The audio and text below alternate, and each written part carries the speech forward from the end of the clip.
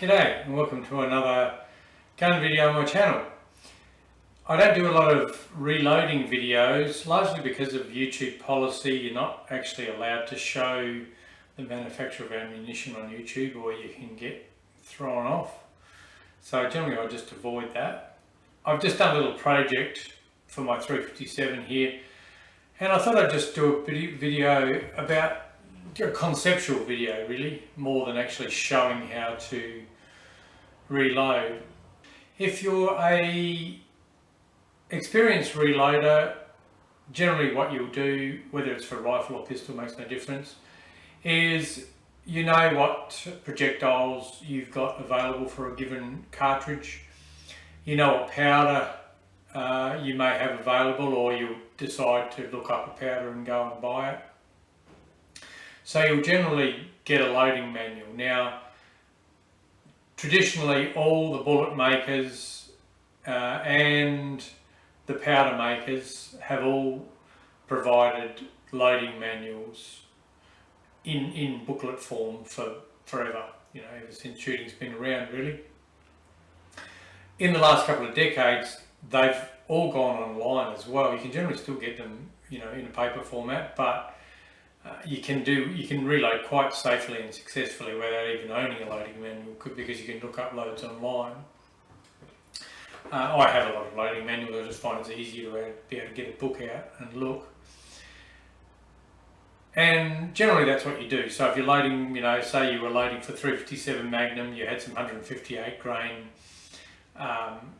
round nose lead projectiles, and you had some, in Australia, AP100 powder, which you know is a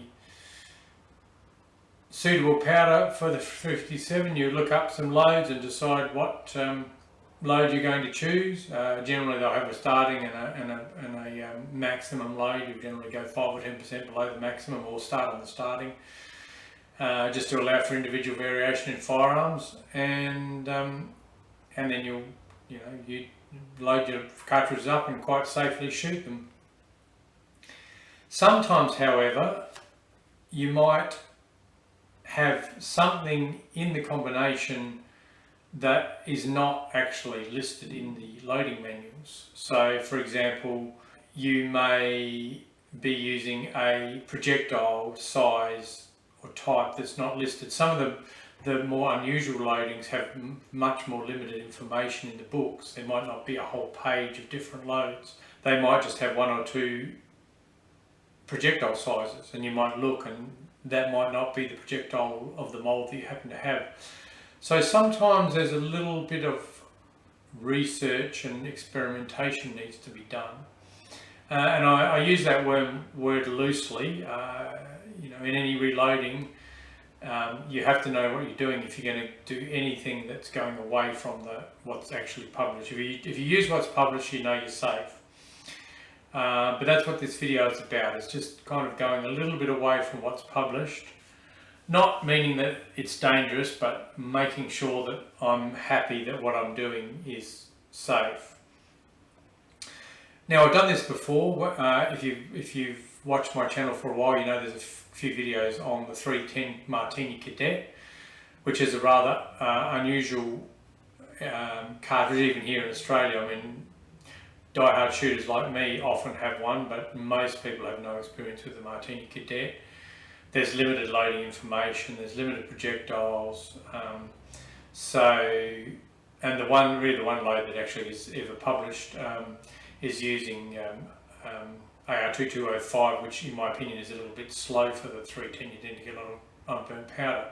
So I did go through a experimentation phase about 10 years ago where I loaded up a whole heap of cartridges with different powders at different weights, and then shot them and looked for accuracy and pressure signs, and decided on a load from doing that.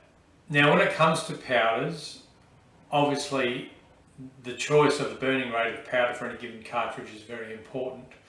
I've seen posts in forums where people have written in and said, oh, I've got a 270 rifle and I've got some 2205 powder that I used to use in my 223 and I want to use it in the 270, what loading do I use? So obviously someone like that just has absolutely no clue, because the powder that they're suggesting is nowhere near the burning rate that they need for their application, so they shouldn't even be going there. A lot of the people who are watching this, I'm sure, are very experienced reloaders, and you'll know that once you get to a certain level of reloading, you can pretty much look at a cartridge and go, oh yeah, I can tell by the shape, cartridge size, bullet diameter compared to cartridge diameter, what powder, sort of range of powders is going to be suitable for that. So anyway, getting back to this 357 load, you might be aware that the original designer of the 357 Magnum, way back in the 1930s, I think it was, maybe late 20s, early 30s, was a guy called Elmer Keith, and he was especially a revolver enthusiast. So this is in the days where, before the high pressure, before 44 Magnum, 357 Magnum, so there was big bore, lower pressure cartridges like 45 Colt, 4440. There was large frame, the big end frame Smith & Wesson revolvers, and the big Colt revolvers were available in those. And then there was the smaller 38 Smith & Wesson 38 special loads in smaller frame revolvers. And what Elmer Keith did was he actually got a custom revolver, he got several I think, got them built on an end frame, big end frame revolver with a big cylinder, but bought out to take chamber for 38 special, but he used to stoke them up to much higher than the listed pressures, and created a sort of super 38 special load. Keith was a regular contributor to a lot of shooting magazines and wrote a lot of articles about this whole concept of a higher pressure, much hotter 38 357 caliber revolver load based on 38 special. He used his revolver for hunting medium game, deer and such. You know, obviously a 38 special would be a bit limited for that, but his new Magnum version of the 38 special had pretty much twice as much power. But the other thing he did was actually design projectiles to suit this high pressure, high velocity application, and what he did, a variety of sizes, but these larger semi-wad cutter projectiles have become known as Keith style projectiles. And in fact, I think he actually got the Ideal mould company to actually mould his large Keith style projectile, and of course Ideal was eventually taken over by Lyman, and they still make the mould of his original heavy bullet today. I'll look it up actually. If you're interested in getting into this, I'll look up the mould number and put it on the screen for you, so you can look up that mould on the Lyman website if you want to. Anyway, I managed to get hold, I actually got one second hand, I was lucky, of a original Ideal Keith style, heavy Keith bullet. So they're nominally 174 grain semi-wad cutter projectiles. So Elmer Keith was very influential in the shooting circles in the US at the time, and he had quite a good relationship with Smith & Wesson, and he actually managed to convince them to look at developing a version of his concept. And there was their chief ballistician at Smith & Wesson was called Phil Hart, and he actually worked with Elmer Keith, and he actually designed basically a lengthened version is about 3.2 metres longer than 38 special, partially to increase the powder capacity, but mainly so that there's no way that the high pressure new cartridge could be chambered in a 38 special revolver, which would be catastrophic. They increased the length by 3.2 millimetres. The base is the same, just made the cartridge heavier, thicker wall and thicker web at the base to be able to contain the pressure. It was released in 1934 as the 357 Magnum, and immediately gained great success, especially with in police circles. Like, it was just basically had twice as much power as a 38 Special.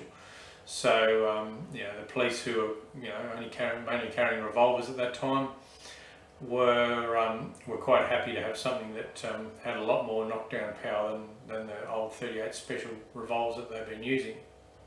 So what I wanted to do was load up some heavy 357 projectiles for two applications. With my normal kind of practical pistol type of and combined services shooting, I tend to just use a standard like 158 grain round nose projectile, but then it's generally out to 25 metres, but we do some 50 metre precision matches. So I sort of thought a longer projectile with a better ballistic coefficient might be good for that. And we also occasionally shoot metallic silhouettes, so where you need a heavy projectile, going at a reasonable speed to knock them over. So I was keen to actually develop a Keith style load for my 357 revolver.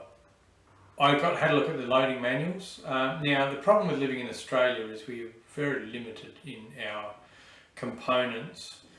We have the ADI, Australian Defense Industries, make powder here, and most of those are available most of the time, so we're sort of lucky in that regard.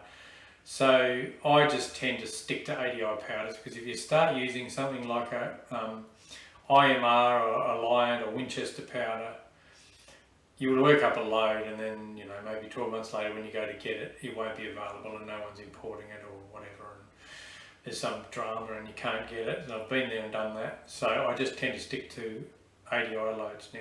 So when you look at the 357 Magnum loads, there's a lot of loads in the 125s, 140s and 158s, but once you get into the heavy projectiles, there's less loads listed. And I had a tin of ADI AP100 powder, which I was actually used years ago for when I was working up loads for my 310 Cadet. And it's a powder I haven't really got any other use for, but it's so it's basically, at the time, ADI I've got some new powders out now which I haven't tried yet, but basically AP100 is ADI's slowest pistol powder, so designed for big Magnum pistol cartridges. So absolutely ideal powder for a heavy bullet Magnum load in the 357 Magnum. But when I looked in the book, there was no 174, 175 grain load for the 357 using AP100.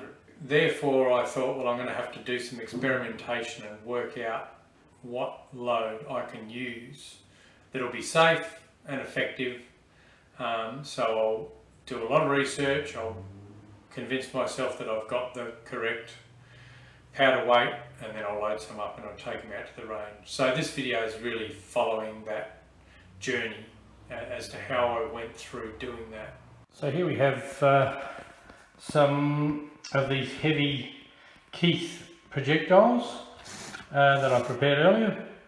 These are from I've got an Ideal, it's an old single cavity Ideal mould. It's mould number 358429. I'll put it in the description, so if you want to find it later. It's still available through Lyman. You can buy a 2-cavity, I think, Lyman mould.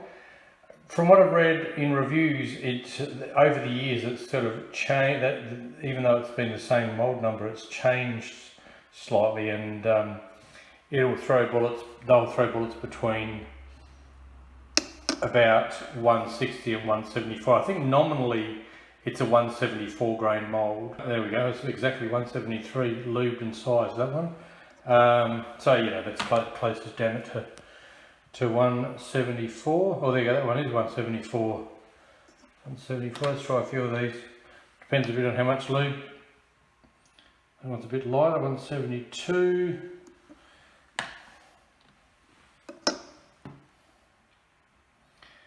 $173. So it looks like they pretty much average out about 173 grain. So if we have a closer look at this, if we can get this to focus, as you can see, it's got a very large maplat on the front. If that's how, I'm not even sure that's how you pronounce that word. I've heard it, I've seen it written, but I've never heard it mentioned. But that MEPLAT is the actual percentage of the total diameter of the bullet. That is the area of the flat bit on the front. So, you know, as you can see, there's probably like 75% or something like that. I first learned about that when I was moulding bullets or designing a mould for my 444 Marlin. So if you're interested in that sort of thing, I've got a bit of information on that mould in my 444 Marlin video. Anyway, so what I want to do now is I want to reproduce a sort of a heavy Keith style load in my 357 Magnum, shooting through my Smith & Wesson 686 6-inch, and I want to use ADI's AP100 powder. So this is AP100. Most Australian shooters will be aware, and some shooters from other countries may be, that these powders are made by Australian Defense Industries, ADI, here in Australia.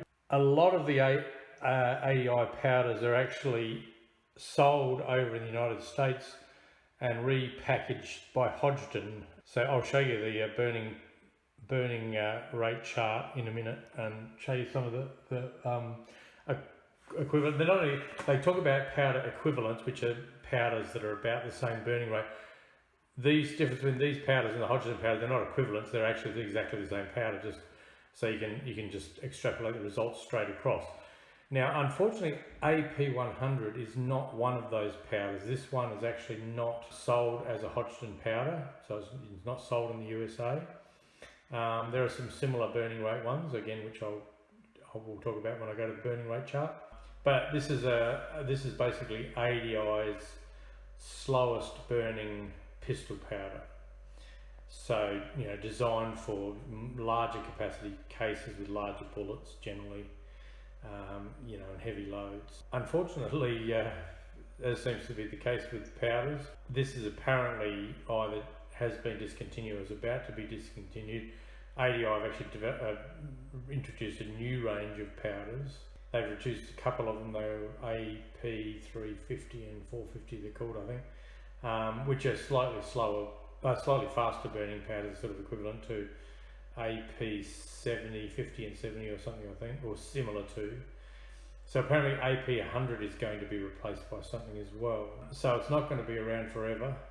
So I figured, well, I might as well sort of use, you know, find something where it's really eminently suitable and use it up. And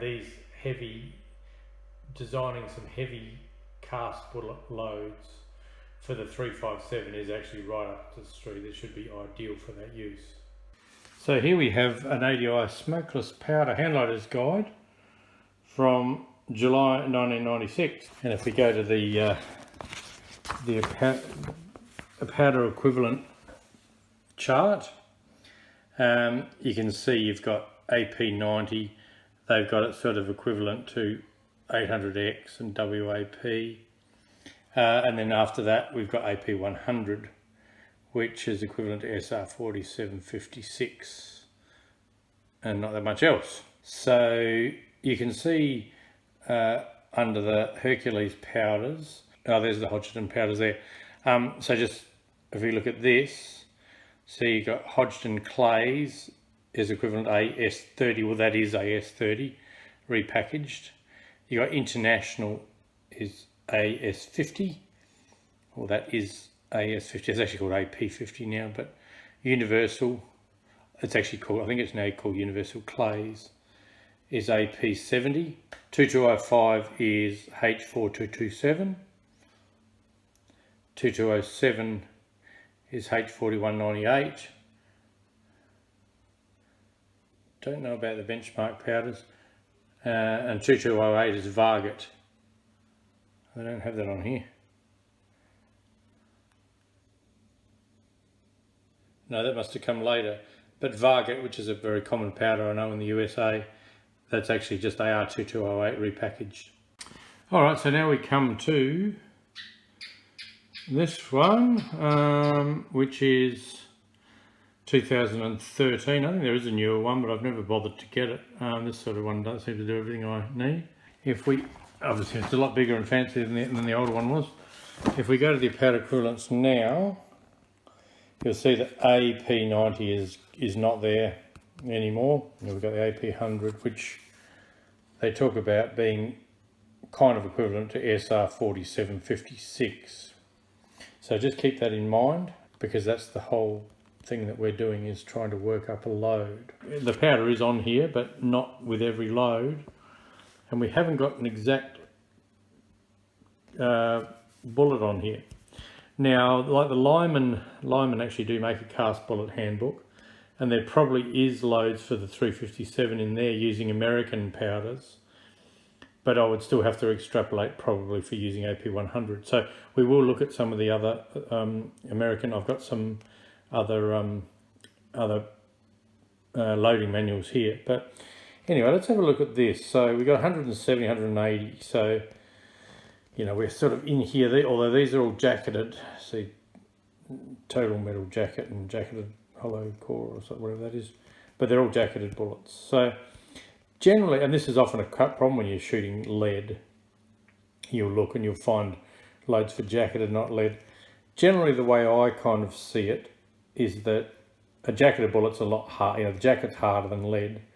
So once it engages the rifling, you do have more of a build-up in pressure. So generally, a load for a jacketed bullet is going to be safe with the same bullet weight and type of powder is going to be safe for lead. So I generally just will extrapolate straight across if I'm trying to do a fairly high velocity load. That's the problem. A lot of these you'll see cast bullet loads. See these here? These are kind of like wad cutters, like target loads. So, you know, like 148 AP70, you'll go across, you know, 800 feet per second, 9. So they're actually quite low velocity loads because they're only designed for target shooting. So that doesn't really help you if you're trying to, you know, work up a load for, you know, a heavier load for a you know, defensive or whatever, or longer range one. Here's one up here, jacketed. Grain Horn of the XTP, so these are all jacketed again till we go up here. So again, it doesn't really help you. So anyway, if we go down here, so we've got a 180 grain Sierra. They've only got 2205. Now that's the next powder next slowest powder. That's actually the fastest rifle powder, AR. See, it's a rifle powder. That's the next one. So I have got that, but I don't want to use that. I want to use AP. So we've got 180 grain jacketed with AP100. So because that's a bigger bullet, we should be able to safely use the loads that are shown in here with our lead bullet, which is softer and slightly lighter, and we should still be within a reasonable safety margin. So if we go across here, so we've got 7 grains for 770. It's a pretty slow load. We got 8.2 grains for 965. Now looking at Keith's old, well, lots of things about old Keith loads, you know, they were driving up around 1200. So it looks like these are fairly modest sort of loads. So it looks like this, we could definitely use 8.2. It's a slightly lighter bullet, so I reckon we could definitely use 8.5 of AP100 quite safely, according to the information we got on here. But that's generally, I don't use the information when I'm doing this, going through this, and because of the whole safety thing, and you want to double and triple check, I usually look for some other information as well. So let's do that now. So there's some manuals. This is just a general Australian loading manual where I think it's basically this guy's, Barry Wilmot, he's still around actually, has just got loads out of all sorts of other manuals and kind of put them in a book, you know, so it's not necessarily anything he's worked up, but he only goes up to 158 grains. Using, again, I mean, this is not going to specifically help us, but we can have a look at this just for the information. So if you look at this, for the 158 grain, presumably lead bullet, he doesn't actually even say on here. He's going up, AP100, he's going up to about 9.5 grains, the 158. So again, if we think about that, we say, okay, well, we're going from 158 up to 173, so our maximum load's going to have to be less than that, you know, so probably less than 9, you know, so again, we're coming back to that sort of 8.5 grain sort of level. So we'll just keep that in the back of our mind. So now we'll look at Hornady, and again, same problem, it only goes up to 158 grain. There are a few lead bullets. Oh, here we go, here's 180 grain. Now that 800X, that was similar to AP90, wasn't it? They're going up to 8.7 of that. So okay, so this is interesting. So this is a 180 grain bullet with 800X, which, as I said, let's have a look at the, I'll find a powder chart here. There we go, so 800X. I think in this, let's go to the older one.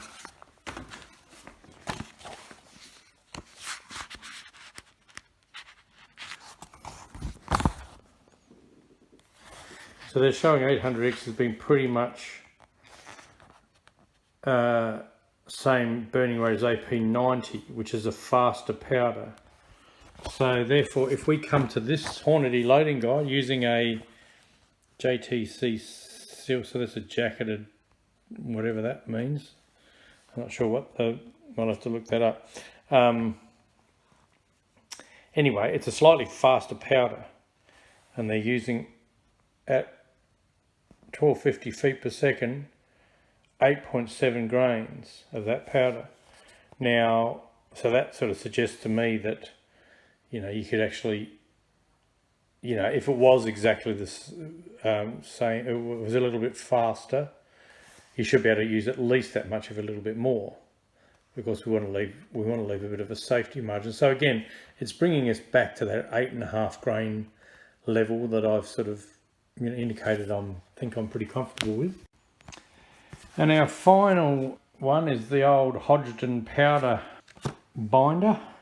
Now this one actually has, this is a pretty good one actually. Anyway, here we are in the 357 pistol. So here we go. So let's look here.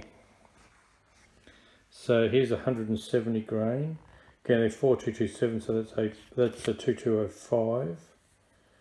8110. 4227. Just a slower powder. So there's nothing there that gives us too much help really. So here we go. Now we got Alliant powders. So let's go to 100. Oh, well, there's 170, 180. None of these are that similar. Power pistol seems to be about the same burning rate, but I've never seen that one. Again, 22. A lot of the forums, people duplicating Keith loads use 2400, which seems to be a similar burning rate to 2205. So that one doesn't help. So we'll go to IMR. There's a good thing about this book. It actually goes through all the different powder makers. There's a small selection of them. Here we go. Look at this here. So this is 170 grain full metal Sierra full metal jacket. They're using SR4756. Now I'm pretty sure. Let's just double check. I think that's that one that was pretty much the same burning rate as AP100. There it is. SR4756 IMR. So there we go. So that's, so if we found a load with that, with caution, we could probably use a very similar load. So there we go. So we got, where was it? SR, so 7.7. They've only got, well, they haven't got starting on maximum.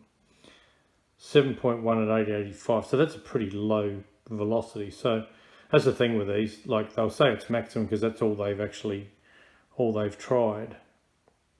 885. So that looks a little bit low. Well, if I was extrapolating directly across, I mean, possibly this is a touch faster burning, so this is slightly lower. And then Winchester powders are pretty hard to get here. So apart from WST, which I've got, I have really got no experience with Winchester powders. So looking at that, all of that, it seems to me that we're probably going to be looking at about 8.5 grains of AP100. Should be quite safe. Should be a fairly hefty load, but be quite safe based on all that information and the fact that, you know, the 180 grain bullet has a maximum load of 8.2. So I'll probably set my automatic powder measure to about 8.3 maybe. So that'll give us a couple of 0.1 of a grain margin of error either way, so we don't go over 8.5, and we'll load some of those up.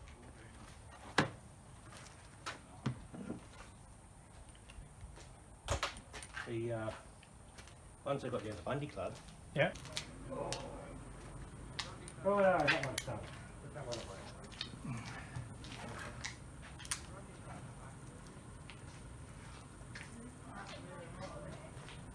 See where this all goes.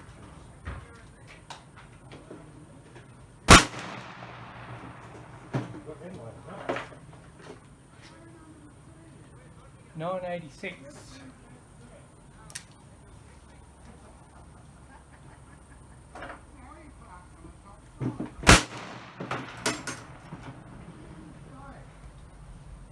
$1,046. Wait. What time you want lunch? Oh, give us a couple of minutes to see this one. We've got that already. Yeah. Okay. I'll put the other stuff in there, 950. your tablets and that other stuff and the sugar and but I want some cordial up at the van as well. Yeah, yeah. Just give us a couple of shots of this one.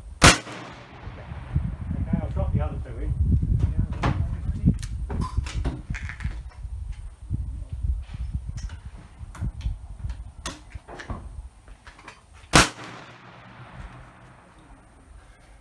$1,033.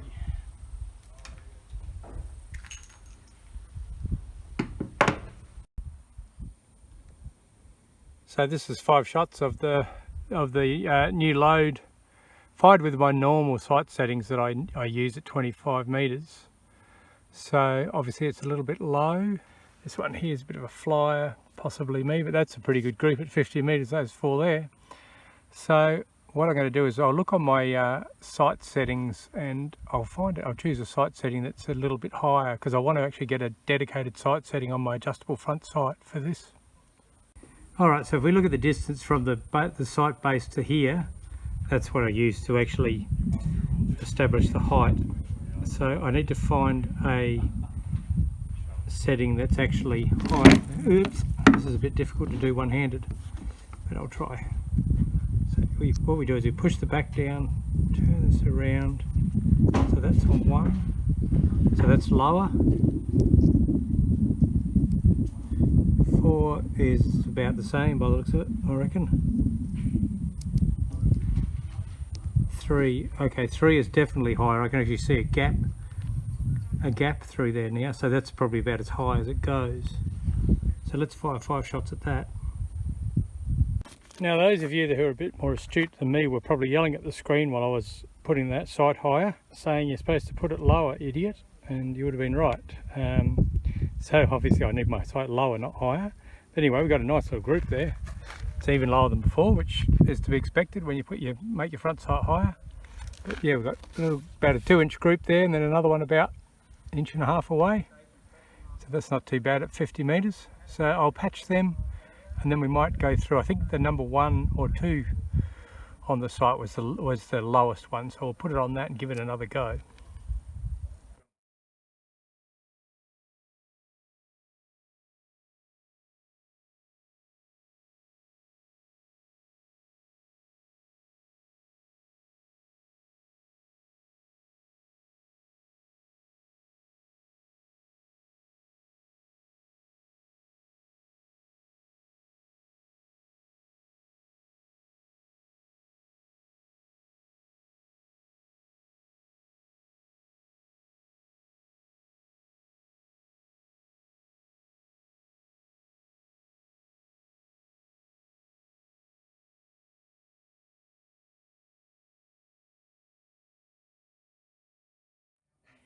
And she goes, "Man, I said, what?"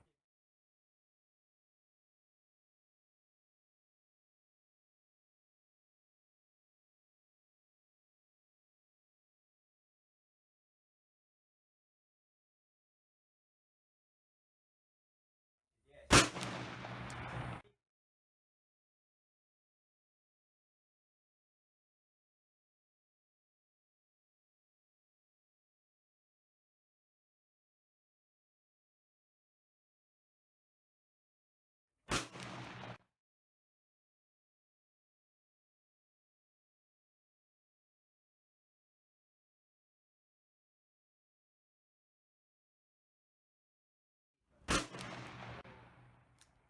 Or you'd be buying a new one every 3 weeks, or selling another one to finance a new one. But if you got 100 guns, how many could you carry around? Exactly, you know. Well, she was okay with it all, but yeah, she just, oh, really? Yeah. I said, yeah. I said, there's people out there that, like me, and you, him, and him. Buy and sell. Yeah, that's what we do. I said it's not illegal. I said, we pay for the pleasure. So we've gone from too low to too high. So I think I'll adjust that number 1 sight setting back with the, if I can find the Allen key that does the adjusting, and we'll see if we can get this group back into the white so that that can be my long range one. Right, so that was actually reasonably successful. In the end, I actually loaded 8. I sort of got a little bit conservative, so I'm going to be careful. So I loaded 8.2 grains. And as you saw, we had an average of only just a touch over 1,000 feet per second, and it wasn't a particularly, as far as shooting it goes, it didn't really feel like a very high pressure load at all. So I think there's a fair bit to go as far as that. Now, if you look at those loading guides, they had that Hornady one especially, 180 grain jacketed, full metal jacket silhouette projectile or whatever it was. Was using that 800X. They were driving that at 1,250 feet per second. Might have been out of a longer barrel, which I have to check. That might have been an 8-inch barrel if it was silhouette. But even so, I think we should probably be getting maybe 1150 out of a 6-inch barrel. There's a 6-inch barrel. I think what I'll do is I might shoot off all those ones that I've got, and then next time I load them up, I've got multiple bullets actually. I've run out of projectiles. I'll load some more bullets up. I might load them up at about 8 point, high 8s, 8.7. I might load them up at 8.7 next time, and we'll put them over the chronograph again and see. Now, as far as pressure signs, you might be saying, or you might say in the comments, oh, you're looking for pressure signs. The experts at B say you've got to be a bit careful looking for pressure signs, and the problem with this revolver too is it's actually been worked a little bit, and you have to actually use federal primers to get consistent ignition in this revolver. Use anything else, you get the odd misfire.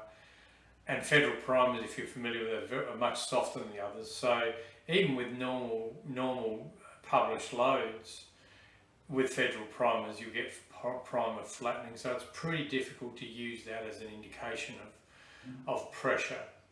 If you're using sort of normal hard primers and you're getting flattened primers, well then yeah, you say, I better start, backing off a bit. But the primers in this case weren't any more flattened than they were with any other load that I used. So yeah, I think mid to high 8 grain, and if we can get it up over 1,100 feet per second, I think I'll be pretty happy with that.